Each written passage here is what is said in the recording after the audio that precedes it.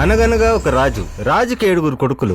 7 కొడుకులు ఏటకెళ్ళి 7 చేపలు అట్టుకొచ్చారు. అందులో చేప ఎండలేదు. చేప ఎందుకు ఎండలేదే అని చెప్పి 7వ కొడుకు 7వ చేపని అడిగాడు. అప్పుడు ఆ చేప ఏం చెప్పుంటది? గట్టివాము అడ్డొచ్చిందని ఏమైనా చెప్పిందా సార్? చేప మాట్లాడుద్దా అంకుల్? చేప మాట్లాడుద్దా? ఆడు నా ఒక్కడికే కిట్టు, మీ అందరికీ మోగ్లీ. వారం రోజుల్లో షూటింగ్ స్టార్ట్ అవ్వాలంట. రాజుల కాలంలో గన్ ఏంటండి? ఇప్పుడు గన్ ఉంటేనే పెద్ద సినిమా, ఫ్యామిలీస్ కి ఎక్కేస్తా సార్. అదే పల్స్. అనాథన్ కాబట్టి సరిపోయింది అయ్యా.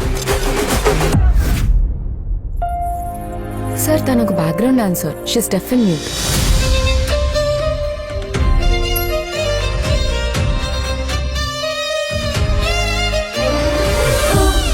తను నీకు థ్యాంక్స్ చెప్తుంది. నేను సిగరెట్ అడిగారేమో అనుకున్నానండి. Thank you. నాకు ఈ అమ్మాయి కావాలి రంగనాథ్. సార్ పాపం మోగదు సార్. కోడి కూడా మోగుదే రంగనాథ్. కోసుకొని తిన్నాం లేదా? Ladies matter sir. ఈ సిటీలో లాగా జరగాల్సిందంతా జరిగిపోయిన తర్వాత కొవ్వొత్తులు వెలిగించుకొని రోడ్లు ఎక్కం, డైరెక్ట్గా కాగడాలు వెలుగుతాయి.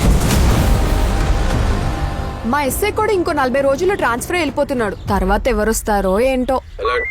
కాసేపట్లో తుఫాన్ రాబోతుంది. మా పోలీసు వాళ్ళు మంచోళ్ళరా. కొడతాం, బిర్యానీ పెడతాం. Oh my god, handsome man. ఒక్కసారి నాది అనుకున్నాక ఎవడ ముట్టుకోకూడదు. ముట్టుకుంటే ఎలాగా ఉంటది. దమ్ముంటే నువ్వు మంచోడని ప్రూవ్ చేసుకోరా. సరే సార్. All the best.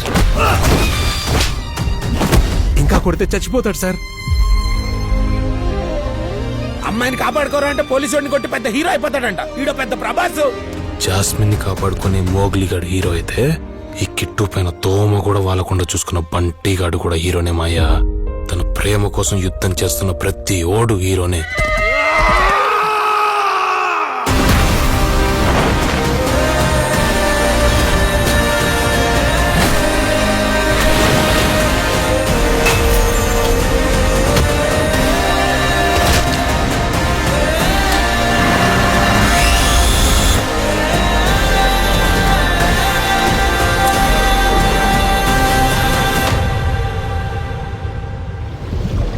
ప్రతి ప్రేమ జంట సీతారాములు కాకపోయినా వాళ్ళని గెలిపించడానికి మాత్రం నువ్వే ఉండాలి.